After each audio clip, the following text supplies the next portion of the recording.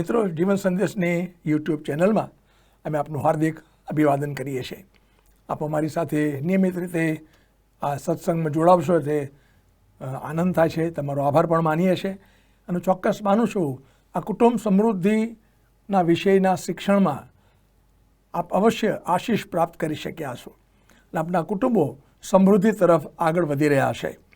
આજનો આપણો જે વિષય છે આ છે કૌટુંબિક જીવનમાં, અથવા બીજા શબ્દમાં મૂકીએ તો લગ્ન જીવનમાં નિકટતા અને મિત્રતા. જ્યારે કુટુંબની વાત કરીએ ત્યારે કુટુંબ બે વ્યક્તિઓ એમાં મૂળ છે, એક પતિ અને એક પત્ની.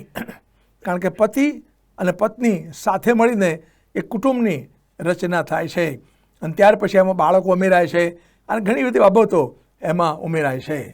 અને જો લગ્ન જીવનમાં, કૌટુંબિક જીવનમાં ખરેખર સમૃદ્ધિનો આશીર્વાદ માણવો હોય તો આ બે મુખ્ય વ્યક્તિઓ એટલે પતિ અને પત્ની વચ્ચે નિકટતા બહુ જરૂરી છે. અને પવિત્ર શાસ્ત્ર બાઇબલ બીજું એક સત્ય આપણને જણાવે છે, જેના સંબંધે આપણે જોઈશું. એ સત્ય તો આ છે કે પ્રભુએ એક પતિને અને એક પત્નીને સાથે મળીને ખાલી એક કુટુંબને આગળ વધારવા માટે, બાળકો પેદા કરવા માટે મૂક્યા નથી. પણ પ્રભુનું વચન બહુ સ્પષ્ટ કહે છે કે કુટુંબમાં આ બે વ્યક્તિઓ એટલે પતિ અને પત્ની એકબીજાના ગાઢ મિત્રો બને. અને એ સત્ય આજે આપણે ઈશ્વરના વચનોના આધારે શીખવાના છે. જો પતિ પત્ની એકબીજાના મિત્રો બને તો વાલો એ કુટુંબમાં હંમેશા શાંતિ અને આનંદ હંમેશા ચાલુ રહે અને એ કુટુંબ સમૃદ્ધ કુટુંબ બને. તો ચાલો આગળ વધીએ. પવિત્ર શાસ્ત્ર બાઇબલમાંથી યોહાનની સુવાર્તા તેનો 15મો અધ્યાય અને 13, 14 અને 15 કલમ હું વાંચું છું. તમારી પાસે બાઇબલ છે તો બાઇબલ ખોલો, થોડી વાર રાહ જોઈશું. યોહાનની સુવાર્તા 15મો અધ્યાય 13, 14 અને 15.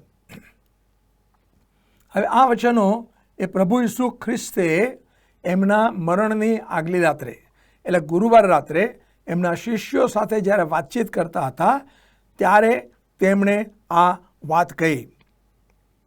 કોને કહી? પોતાના શિષ્યોને કહી. એમણે આ પ્રમાણે કહ્યું.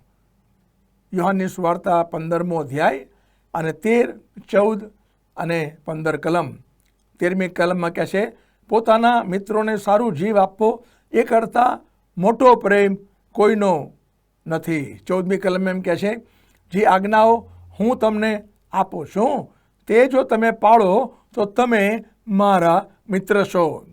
અને 15મી કલમમાં આ પ્રમાણે કહે છે, હવે તો તમને દાસ કહેતો નથી, કેમ કે પોતાનો શેઠ જે કરે છે તે દાસ જાણતો નથી, પણ મેં તમને મિત્ર કહ્યા છે, કેમ કે જે વાતો મેં મારા બાપ પાસેથી સાંભળી હતી તે બધી મેં તમને જણાવી છે.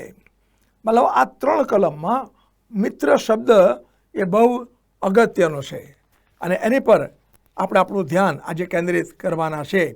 અને ત્યાર પછી એફેસોને પત્ર 5મો અધ્યાય 25, 26 અને 27 વચન ખોલો તમારા બાઇબલમાંથી. એફેસોને પત્ર 5મો અધ્યાય 25, 26 અને 27મું વચન.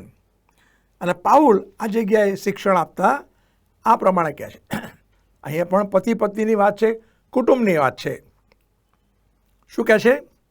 પતિઓ, જેમ ખ્રિસ્તે મંડળી પર પ્રેમ રાખ્યો અને તેની ખાતર પોતાનું સ્વાર્પણ કર્યું, તેમ તમે પોતાની પત્નીઓ પર પ્રેમ રાખો. હું ફરીથી વાંચું છું. 25મી કલમ એમ કહે છે, પતિઓ, જેમ ખ્રિસ્તે મંડળી પર પ્રેમ રાખ્યો અને તેની ખાતર પોતાનું સ્વાર્પણ કર્યું, તેમ તમે પોતાની પત્નીઓ પર પ્રેમ રાખો. 26મી કલમ આવું કહે છે, એ સારું કે વચન વડે જળ સ્નાનથી શુદ્ધ કરીને ખ્રિસ્ત મંડળીને પવિત્ર કરે. અને 27મી કલમ કહે છે, અને જેને ડાઘ, કરતલી કે એવું કાંઈ ના હોય પણ તે પવિત્ર તથા નિર્દોષ હોય એ મંડળી તરીકે પોતાની આગળ રજૂ કરે. આ બે જે ફકરા છે એની પર તમારો હાથ રાખજો, કારણ કે આપણે આને બહુ ઝીણવટપૂર્વક જોવા માગીએ છીએ. જો તમે ધ્યાનથી જોયું હોય તો એફેસોને પત્ર 5મો અધ્યાય અને 25, 26 અને 27 વચનમાં પાઉલ પ્રેરિત પ્રભુ ઈસુ અને મંડળી એ જે સંબંધ છે એને પતિ અને પત્નીના સંબંધ સાથે સરખાવે છે. તમારા બાઇબલમાં ધ્યાનથી જુઓ, આવું કંઈક છે. ખ્રિસ્તનો એટલે પ્રભુ ઈસુનો મંડળી સાથેનો સંબંધ એ પતિ અને પત્ની સાથેના સંબંધને સરખાવે છે. હવે યોહાનની સુવાર્તામાં આવો, 15મો અધ્યાય, ફરી ત્યાં આગળ એક કલમો જુઓ, 13, 14 અને 15 કલમ. પ્રભુ ઈસુ ખ્રિસ્ત એમના શિષ્યોને કહે છે, અથવા તો એમના શિષ્ય મંડળને કહે છે. શું કહે છે 13મી કલમમાં? પોતાના મિત્રોને સારું જીવ આપવો એ કરતાં મોટો પ્રેમ કોઈનો નથી. અને પછી એમ કહે છે, જે આજ્ઞાઓ હું તમને આપું છું તે જો તમે પાળો તો તમે મારા મિત્ર છો. અને 15મી કલમ એમ કહે છે, હવે તો તમે દાસ કહેતો નથી, કેમ કે પોતાનો શેઠ જે કરે છે તે દાસ જાણતો નથી, પણ મેં તમને મિત્ર કહ્યા છે. ઈસુ ખ્રિસ્તે આ વાત એમના શિષ્યોને કહી. હવે શિષ્યો અથવા શિષ્ય મંડળ એવું આપણે જ્યારે કહીએ, એક કરતાં વધારે શિષ્યોનું જૂથ, એને આપણે બીજા શબ્દોમાં મંડળી પણ કહીએ. મંડળી શું છે? મંડળી એ શિષ્યોનું જૂથ છે.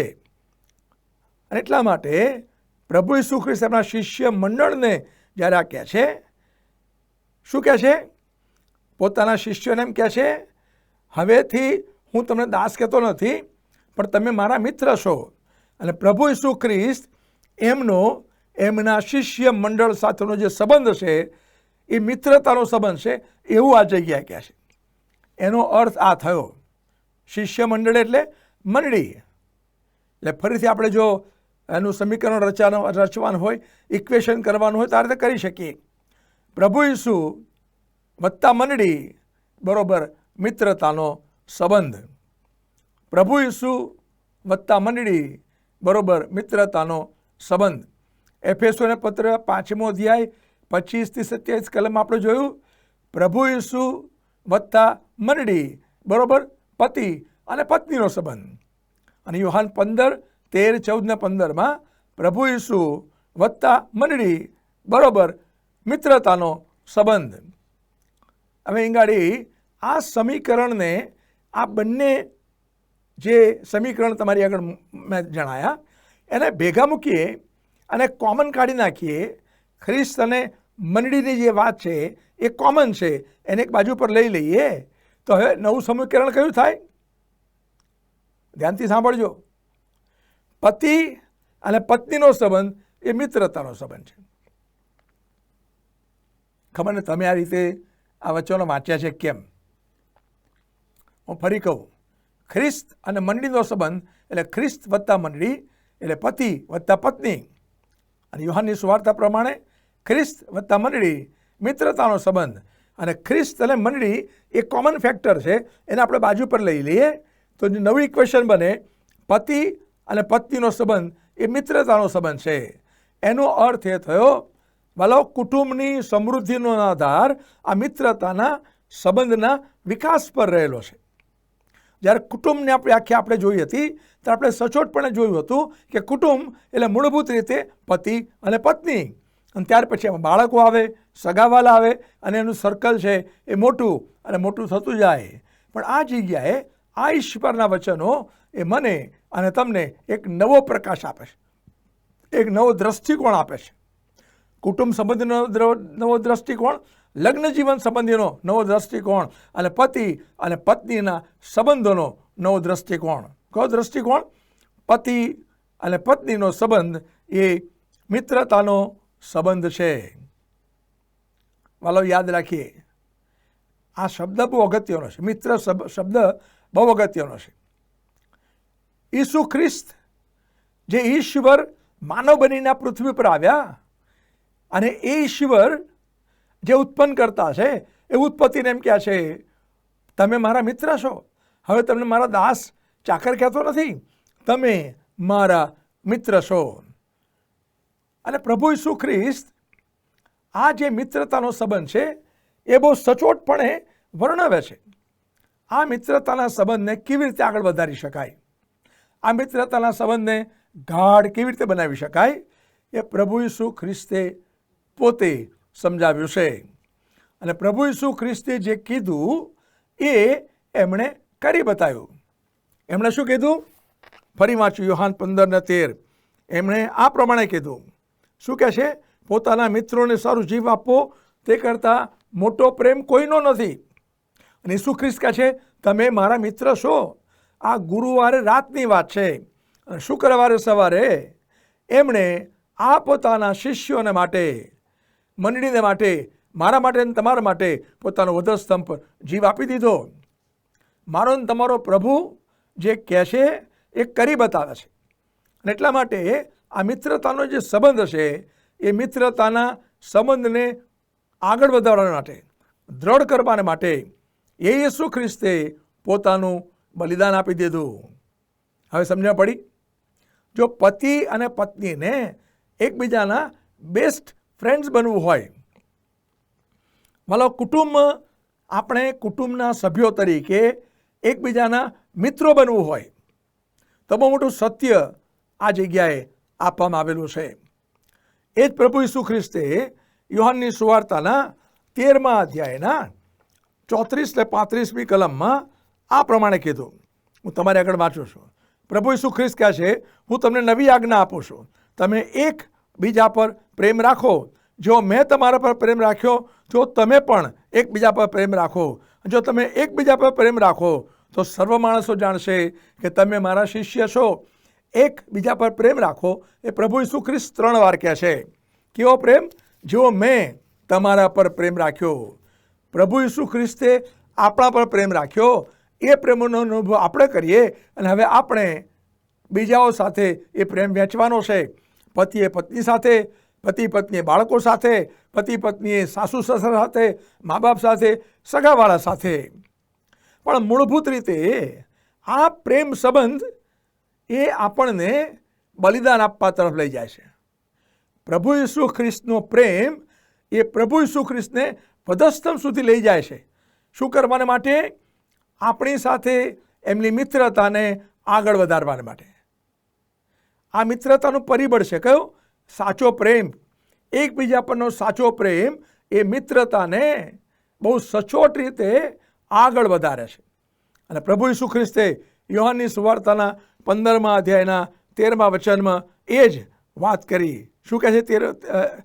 પોતાના મિત્રને સારું જીવ આપવું એ કરતાં મોટો પ્રેમ કોઈનો નથી. એનો અર્થ એ બે વ્યક્તિ વચ્ચેની મિત્રતા ક્યારે વધે, ક્યારે દ્રઢ થાય?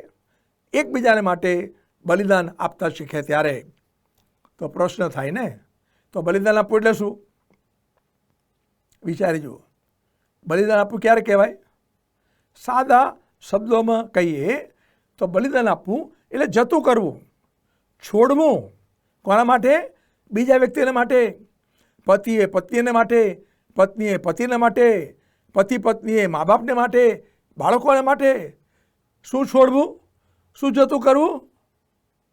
જે મને ગમે છે, મારા સંબંધોને જાળવવાને માટે, મારા સંબંધોને પરિપક્વ બનાવવાને માટે, મારા સંબંધોમાં એ મિત્રતાને ગાઢ બનાવવાને માટે વાલો આપણે જતું કરતાં શીખવું પડે, આપણે છોડતા શીખવું પડે, આપણે એકબીજાને માટે બલિદાન આપતા શીખવું પડે.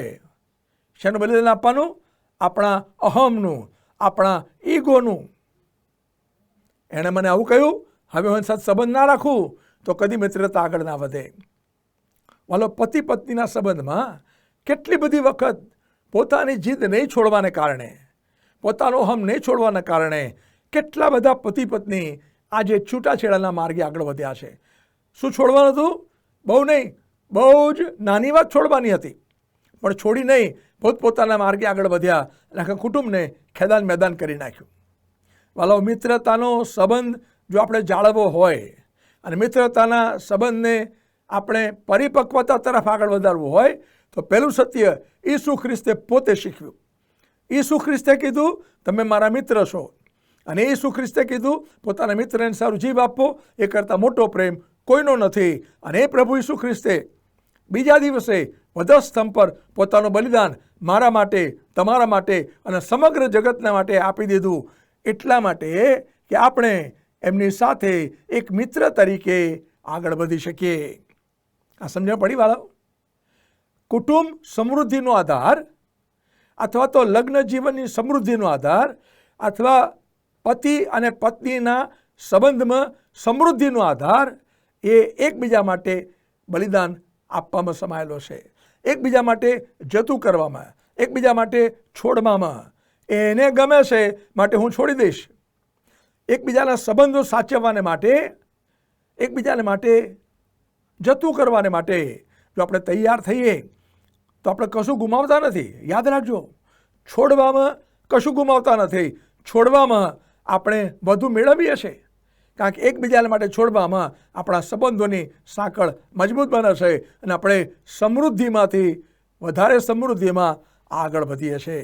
પણ મિત્રતાનો સંબંધ આપણે સાચવવો હોય, મિત્રતાના સંબંધને ગાઢ બનાવવો હોય તો બીજું સત્ય પ્રભુ ઈસુ ખ્રિસ્તે આ પ્રમાણે કીધું. યોહાનની સુવાર્તા 15મો અધ્યાય અને તેનું 14મું વચન શું કહે છે? જે આજ્ઞા હું તમને આપું છું તે જો તમે પાળો તો તમે મારા મિત્ર છો. બોલો, બે વ્યક્તિની મિત્રતા ક્યારે ગાઢ બને? જ્યારે એકબીજાને માટે કાર્ય કરવાને માટે તૈયાર થાય અને એકબીજાની વાતને આધીન થાય. પ્રભુ ઈસુએ કીધું, જો તમે મારી આજ્ઞાઓ પાળો તો તમે મારા મિત્ર છો. પતિ અને પત્ની તરીકે આપણે એક બીજાની આજ્ઞા પાળવાની જરૂર છે. હવે આજ્ઞાનો અર્થ એ નથી કે ત્યાં આગળ પતિ એ મોટા સાહેબ છે અને તમને આજ્ઞા કરે છે, આ કરો, હુકમ કરે છે. એ હુકમ માનવાની વાત નથી. અહીંયા જે આજ્ઞાની વાત છે, આ આજ્ઞાને આધીન થવાની જે વાત છે, આ આજ્ઞા પાલન એ ફરજ પાલનના કારણે નથી, આ આજ્ઞા પાલન પ્રેમના કારણે છે. પતિ અને પત્ની એકબીજા પર પ્રેમ કરે છે અને એટલા માટે એકબીજાની વાત માને છે, એકબીજાની વાતને પ્રેમથી આધીન થવાને માટે સતત તૈયાર અને તત્પર હોય છે. ભલા કુટુંબમાં જો આપણે પતિ પત્ની તરીકે, માતા પિતા તરીકે જો આપણે આધીનતા શીખીએ ને તો આપણી મિત્રતા હંમેશા પરિપક્વતામાંથી વધી પરિપક્વ બને છે અને આપણા સંબંધો એ સમૃદ્ધિમાંથી વધારે સમૃદ્ધ સંબંધો બને છે. માટે મિત્રતાનો સંબંધ આપણે જાળવવો હોય અને વિકાસ કરવો હોય તો પહેલી વાત એકબીજાને માટે છોડતા શીખીએ, એકબીજાને માટે બલિદાન આપતા શીખીએ, એકબીજાને માટે જતું કરતા શીખીએ. બીજું સત્ય પ્રભુ ઈસુએ શીખવ્યું, કયું? એકબીજાને આધીન થઈએ. આ આધીનતા એ પ્રેમના કારણે છે, ફરજ પાલનના કારણે નથી. પણ યોહાનની સુવાર્તા 15મો અધ્યાય અને 15મી કલમ હું ફરીથી ધીરે ધીરે વાંચું છું. એમાં એક શબ્દ બહુ મહત્વનો છે અને એ શબ્દ એ કુટુંબ સમૃદ્ધિની ચાવી છે. એ શબ્દ પતિ અને પત્નીના સંબંધોને, મિત્રતાનો સંબંધ વધારે બનાવે એના માટેની એ ચાવી છે. યોહાનની સુવાર્તા 15મો અધ્યાય અને 15મી કલમ તમારા બાઇબલમાં તમે જુઓ. હવેથી હું તમને દાસ કહેતો નથી, કેમ કે પોતાનો શેઠ જે કરે છે તે દાસ જાણતો નથી, પણ મેં તમને મિત્રો કહ્યા છે, કેમ કે જે વાતો મેં મારા બાપ પાસેથી સાંભળી તે બધી મેં તમને કહી છે. આ બધી શબ્દ અગત્યનો છે. ઈસુ ખ્રિસ્ત એમ કહે છે, મારા પિતા પાસેથી મેં જે વાતો સાંભળી એ બધી મેં તમને કહી છે. ભલો કુટુંબમાં સમૃદ્ધિનો આધાર બે પતિ અને પત્ની વચ્ચે મિત્રતાના સંબંધનો આધાર શેની પર રહેલો છે? એકબીજાની આગળ જે જેવું છે તેવું સ્પષ્ટ કહીએ, અથવા તો એકબીજાને આપણા હૃદય અને મનમાં જે કંઈ છે એ બધું એકબીજા આગળ ખુલ્લું કરીએ, કશું છુપાઈએ નહીં. જો બે વ્યક્તિ એકબીજાથી કશું છુપું રાખે ને તેમની મિત્રતા કદી આગળ ના વધે. પતિ અને પત્ની એકબીજાથી જો બધું વાતો સંતાડે અને એકબીજાને ના કહે તો એમની મિત્રતા કદી આગળ ના વધે. વાલો, કુટુંબમાં આપણે એકબીજાની આગળ બધું શેર કરવાની જરૂર છે, બધું જણાવવાની જરૂર છે. અને એક શબ્દમાં મૂકીએ, આને શું કહેવાય? પારદર્શકતા, ટ્રાન્સપેરન્સી. વાલો, પતિ પત્ની તરીકે એકબીજા આગળ આપણે પારદર્શક બનીએ.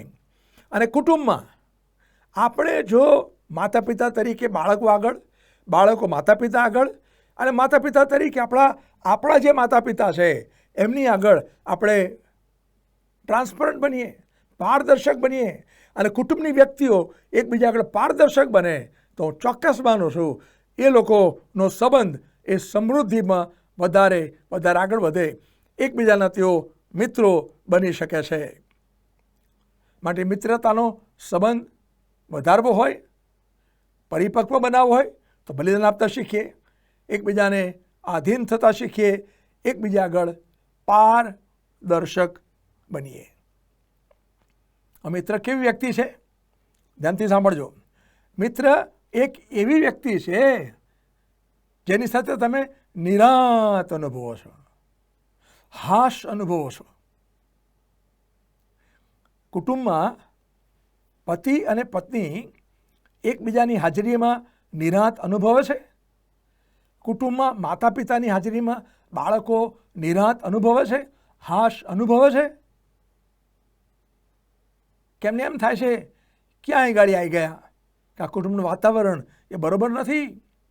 પણ જો પતિ પત્ની એકબીજાના મિત્રો મળે અને કુટુંબ આપણે એકબીજાના મિત્રો બનીએ તો ભલો આપણે એકબીજા સાથેની સંગતનો આનંદ માણી શકીએ, એકબીજાની હાજરીમાં હાશ અનુભવી શકીએ, એકબીજાની હાજરીમાં નિરાંત અનુભવી શકીએ. પણ બીજી વાત ધ્યાનથી સાંભળજો.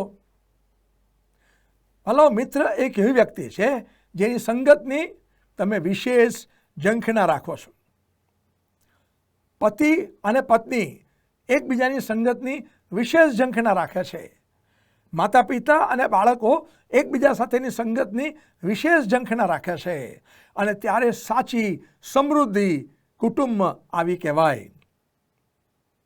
મિત્રતા એ એવો સંબંધ છે જ્યાં એકબીજાની સંગતની આપણે વિશેષ ઝંખના રાખીએ છીએ, સંગતનો આનંદ આપણે માણી શકીએ છીએ.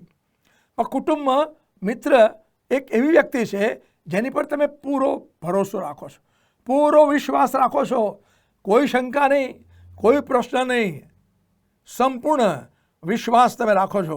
જ્યારે તમે એકબીજા પર સંપૂર્ણ ભરોસો મૂકો, સંપૂર્ણ વિશ્વાસ રાખો તો આપણી મિત્રતા એ વૃદ્ધિ પામે છે. પણ મિત્ર એક એવી વ્યક્તિ છે જેની સાથે તમારો બોજો વહેંચો છો, તમારા હૃદયનો બોજ તમે એની આગળ ઠાલવો છો. ભલો, બે મિત્રો ભેગા થાય અથવા બે બહેનપણી ભેગી થાય અને હૃદય ખાલી કરે. બહેનપણી હોય તો થોડા આંસુડા ટપકી જાય અને હૃદય ખાલી થઈ જાય, હૃદય ખાલી થઈ જાય અને પછી હાશ અનુભવે. બે ગાઢ મિત્રો એકબીજાને મળે અને એકબીજાની ચિંતા એકબીજા સાથે શેર કરે, હૃદયને ખોલીને વાત કરે, હૃદય હળવું થાય અને એ લોકો હાશ અનુભવે. હાલો, સાચા મિત્રો એ છે કે જો એકબીજાને આગળ પોતાના હૃદય અને મનનો બોજ, ચિંતા ઠાલવી દે છે. જ્યારે કુટુંબ સમૃદ્ધિની વાત કરીએ ને વાલો, ત્યારે પતિ અને પત્ની જો એકબીજાના મિત્રો બને તો કુટુંબ સમૃદ્ધ બને અને બને. અને પ્રભુ ઈસુ ખ્રિસ્તે પતિ પત્નીને અથવા પુરુષને સ્ત્રીને ખાલી પતિ પત્ની તરીકે આખી જિંદગી રહીને ગમે તેમ કરીને દિવસો પસાર કરવા જોડ્યા નથી. પ્રભુ એટલા માટે જોડ્યા છે પતિ અને પત્ની એકબીજાના મિત્રો બને, કુટુંબના સભ્યો એકબીજાના મિત્રો બને, એકબીજાની આગળ પોતાનો બોજ ઠાલવે, પોતાની ચિંતા રજૂ કરે, પોતાના વિચારોની આપ લે કરે. પણ જે સાચા મિત્રો છે શું કરે? અનુકૂળ અને પ્રતિકૂળ સંજોગોમાં એમનો પ્રેમ એક સરખો રહે છે.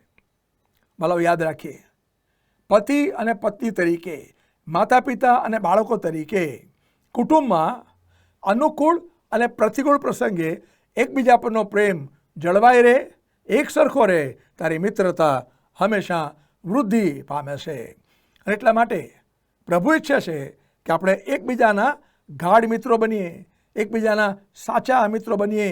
માટે પ્રભુએ કુટુંબમાં આપણને પતિ પત્ની તરીકે મૂક્યા છે, કુટુંબમાં પ્રભુએ માતા પિતા અને બાળકો તરીકે મૂક્યા છે, અને કુટુંબમાં આપણને બીજા સગાવાલા પણ આપ્યા છે. આપણે એકબીજાની મિત્રતામાં વૃદ્ધિ પામીએ. જો તમારે અને મારે એકબીજાની મિત્રતામાં વૃદ્ધિ પામવું હોય ને તો શું કરવું પડે? એકબીજામાં જે પોઝિટિવ છે, જે હકારાત્મક છે, એની પર ધ્યાન કેન્દ્રિત કરવું પડે. એમનામાં જે નબળાઈ છે એમાં આપણે એમને મદદ કરવી પડે અને એમને ઉન્નતિ તરફ લઈ જવા પડે. તો જ આપણી મિત્રતા એ દ્રઢ અને મજબૂત બની શકે. હાલો, કૌટુંબિક જીવનની અંદર જ્યારે બે વ્યક્તિ હોય ને ત્યારે પેલી વાત કહે છે, બે વાસણ તો ખખડે. હા, ખખડે ખરા, પણ તમને ખબર ખખડે ને એને હાથ લગાવીએ ને તો અવાજ બંધ થઈ જાય ને.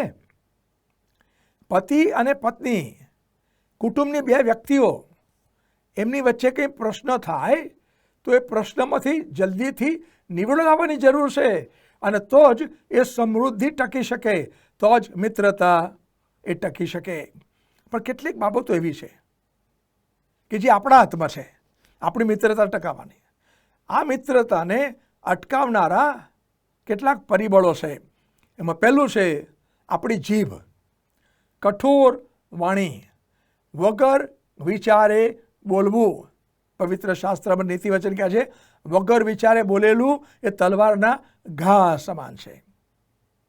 વાલો, બે વ્યક્તિની વચ્ચે સંઘર્ષ થાય, મનદુખ થાય, પણ એમાં આપણા ગુસ્સા પર આપણે કાબૂ રાખવાની જરૂર છે, તો આપણી મિત્રતા નિકટતા ટકે. અભિમાન, બે વ્યક્તિએ કદી એકબીજા વચ્ચે હરીફાઈ કરવાની જરૂર નથી. તારા કરતાં હું વધારે મોટો, મારા કરતાં તારામાં આ ઓછું છે, એવું અભિમાન કરવાની જરૂર નથી. માનો પતિ પત્ની તરીકે જો હંમેશા એકબીજાને માન આપતા શીખે અને અભિમાન ના કરે તો એ મિત્રતામાં વૃદ્ધિ કરે છે. નિંદા એટલે જો બે વ્યક્તિ એકબીજાની ગેરહાજરીમાં એકબીજાનું ભૂંડું બોલે તો એને નિંદા કહેવાય. એટલા માટે પતિ પત્ની તરીકે, કુટુંબના સભ્યો તરીકે જે હાજર નથી એની વિરુદ્ધ આપણે કદી વાત ના કરીએ, અને તો આપણી મિત્રતા એ ટકી રહેશે. અને પ્રભુએ આપણને એના માટે જોડ્યા છે, તેડ્યા છે. પહેલો રોમિયોનો પત્ર તેનો 15મો અધ્યાય અને તેનું 7મું વચન તમારી આગળ વાંચું છું. રોમનોના પત્ર તેનો 15મો અધ્યાય અને તેનું 7મું વચન. ત્યાં આ પ્રમાણે કહે છે. શું કહે છે ત્યાં આગળ? માટે ખ્રિસ્તે જેમ દેવના મહિમાને અર્થે તમારો અંગીકાર કર્યો તેમ તમે પણ એકબીજાનો અંગીકાર કરો. મિત્રતા અને ઐક્યતા, ઇન્ટિમસી અને ફ્રેન્ડશીપ ક્યારે ટકી રહે, ક્યારે વૃદ્ધિ પામે? આપણે એકબીજાનો જેવા છીએ એવા આપણે એકબીજાનો અંગીકાર કરીએ. પહેલો કોરિન્થી તેનો 12મો અધ્યાય, મારી સાથે ખોલો. કોરિન્થીયોનો પહેલો પત્ર તેનો 12મો અધ્યાય અને તેની 25મી કલમ. શું કે ત્યાં આગળ? એકબીજાને માટે એક સરખી ચિંતા રાખો. એકબીજાને માટે એક સરખી ચિંતા રાખો. ભલો, મિત્રતા ત્યારે જ વધે, સંબંધ ત્યારે જ આગળ વધે, સંબંધની સાંકળ અથવા સંબંધની સુવાસ ત્યારે જ આગળ વધે જ્યારે આપણે એકબીજાનો અંગીકાર કરીએ, એકબીજાની ચિંતા રાખીએ. પણ એફેસોના પત્ર 4થો અધ્યાય 2જી કલમ અને કોલોસોના પત્ર 3જો અધ્યાય અને 13મી કલમ એમ કહે છે, એકબીજાનું સહન કરો. એકબીજાનું સહન કરો. ઈશ્વરે આ બે વ્યક્તિઓને, પતિ અને પત્નીને એટલા માટે જોડ્યા, આ બે વ્યક્તિઓને કુટુંબની રચના એટલા માટે કરી કે તેઓ એકબીજાને મદદરૂપ બને. કેવી રીતે? એકબીજાનું સહન કરીને. જ્યારે એકબીજાનું સહન કરીએ છીએ ત્યારે વાલાઓ આપણી મિત્રતા એ વૃદ્ધિ પામે છે, દ્રઢ થાય છે, ગાઢ બને છે. બીજી વાત કહું તમને, જો પતિ અને પત્ની એ ઈસુ ખ્રિસ્ત સાથેના સંબંધમાં હોય અને પતિ અને પત્નીનો પ્રભુ ઈસુ સાથેનો સંબંધ મિત્રતાનો સંબંધ હોય તો તમને 100% લખી આપું કે તમારા સંબંધોમાં પણ એ મિત્રતા સચોટ રીતે વૃદ્ધિ પામશે. પ્રભુ ઈચ્છે છે આપણા કુટુંબમાં માતા પિતા અને બાળકો અને કુટુંબના દરેક સભ્ય એ પ્રભુ ઈસુએ જે મિત્રતાનો હાથ લંબાયો છે એને આપણે પકડવાની જરૂર છે.